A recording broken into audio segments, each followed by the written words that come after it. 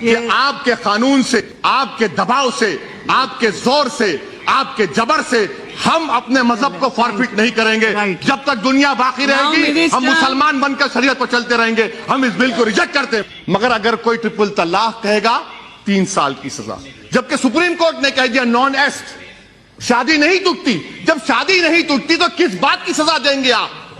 377 harm theory آپ کے سامنے، اور میڈم 3 سال کی سزا. کمیونل رائٹ 148 153 295 میں 3 سال کی سزا. اور اگر کوئی گاڑی سے ٹکر کسی کو مارتا ہے، کوئی مر جاتا ہے تو 2 سال کی سزا. ارے بینتھم اور مونٹسکیو کو پڑھ لیجئے. کوئی نیشنل لا سکول کے 4th ایئر کے اسٹوڈنٹ کو بٹھائیے، وہ آپ کو گیان دے دے گا. اور یقیناً یہ بات صحیح ہے کہ اسلام میں شادی ایک کانٹریکٹ ہے. میں آپ کو تجویز پیش کر رہا ہوں، کنڈیشن لکھیے کہ اگر کوئی مسلمان نکاح نامے میں لکھیے اگر ٹرپل طلاق دے گا تو مہر کا جو اماؤنٹ ہوگا اس کا ڈبل ٹرپل دینا پڑے گا. اس کا وائلیشن ہوگا تو جیل جاتے آپ. کانٹریکٹ ہے، کانٹریکٹ کا وائلیشن ہے. آپ یہ بھی بتا دیجئے، آپ یہ بھی لکھ سکتے تھے کہ اگر کوئی 3 بار کہے گا تو 1 بار ہے. وہ بھی نہیں کرتے آپ، اس کا بھی پروویژن ہے. مگر مقصد کیا ہے کہ جیل کو بھجانا. ان کو خواتین سے محبت نہیں ہے.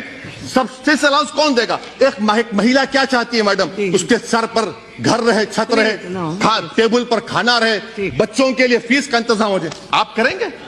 آپ کریں گے ہم لوگ؟ اچھا میڈم مجھے پوچھنا چاہ رہا ہوں، شائرہ بانو تو بی جے پی میں آ گئی، کیا کیا آپ نے اس کا بتائیے؟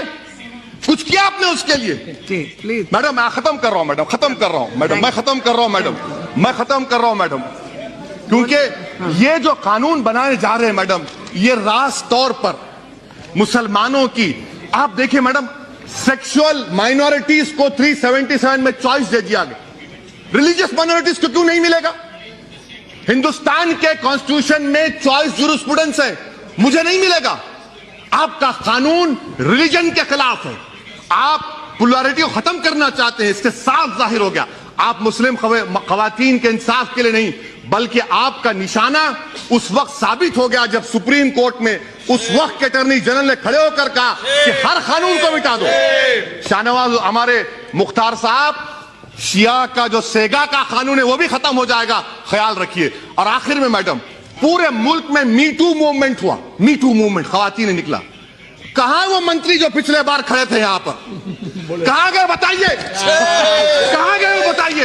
اور آپ ان کو پناہ دے رہے ہیں اپنی پارٹی میں. ایسے شخص کو تو نکال کر پھینکنا چاہیے تھا جس نے خواتین کی عزت لوٹی، ان کو دبایا. لیچ تھا وہ، جس کو اردو میں کیا کہتے ہیں میڈم؟ طوطے چشمہ کہتے ہیں ان کو. ایسے لوگوں کو آپ نے پناہ دی اور آپ آ کر ہم کو آئینہ دکھا رہے ہیں. میڈم اب آپ دیکھیے میڈم، یہ میں کیوں کہہ رہا ہوں، ہمارے پاس ملک میں 84% ہندو مہیلا بچیاں 10 سال کی شادی ہوتی ہے. قانون نہیں بنا دی ہم، کیا ہوا؟ کیا ہوا بتائیے؟ یہ کون کرے گا اس کا بات؟ ڈیزرشن میڈم سن لیجیے، ڈیزرشن، میں آخر 1 منٹ، ڈیزرشن کا قانون ہے. 20 لاکھ ہندو مہیلائیں ڈیزرٹ ہو. قانون بنائیے نا، قانون بنا ہوا ہے. کیا ہوا؟ سوشل ایول کا خاتمہ تمام مل کر کرنا چاہیے. میں اینڈ کر رہا ہوں میڈم، کنکلوژن میں کہہ رہا ہوں، میں آپ کے ذریعے حکومت کو بتانا چاہ رہا ہوں، دفعہ 15، دفعہ 26 اور دفعہ 29 اور ہمارے سمویدھان کا جو پریامبل ہے جس میں صاف طور سے لکھا گیا کہ guarantees liberty of thought, expression, belief, faith and worship. اس بنیاد پر میں اس کی مخالفت کرتا ہوں. میڈم اسپیکر صاحبہ، میں آپ کے ذریعے حکومت سے پوچھنا چاہتا ہوں کہ آخر یہ آپ کی کون سی مجبوری ہے کہ ہمارے وطن عزیز میں ہومو سیکسوالٹی کو ڈیکرمنلائز کر دیا گیا. 377 کا ججمنٹ ہے، ہومو سیکسوالٹی کو ڈیکرمنلائز کر دیا گیا، اور آپ ٹرپل طلاق کو کرمنلائز کر رہے ہیں. ایک مرد اور مرد، ایک خاتون اور خاتون اپنے ساتھ رہ کر جو بھی کرنا چاہے کر سکتے ہیں، اس پر آپ کو آپتی نہیں ہے. آپ کو آپتی ہے کہ ٹرپل طلاق کو کرمنلائز کیا جا رہا ہے. کیوں کیا جا رہا ہے؟ کیونکہ استعمال ہمارے خلاف ہوگا. دوسری بات میڈم اسپیکر صاحبہ، ایڈلٹری کا قانون، اس سرکار نے خواتین پر لیڈیز پر ایڈلٹری کا قانون لاگو کرنے کی سپریم کورٹ کو کہا. سپریم کورٹ نے اس کو ڈیکرمنلائز کر دیا گیا، اور آپ ایڈلٹری کو سپریم کورٹ نے ڈیکرمنلائز کر دیا گیا، آپ کو خاموش بیٹھے رہے. مگر ٹرپل طلاق کا معاملہ کرمنلائز کر رہے ہیں. Madam prevention of corruption act ले लीजिए कि अगर कोई पैसा लेता है पब्लिक बेनिफिट के लिए नहीं तो आपने डिक्रिमिनलाइज कर दिया, मगर ट्रिपल तलाक को आप क्रिमिनलाइज कर रहे हैं। मैडम स्पीकर साहिबा, ये कानून संविधान के खिलाफ क्यों है?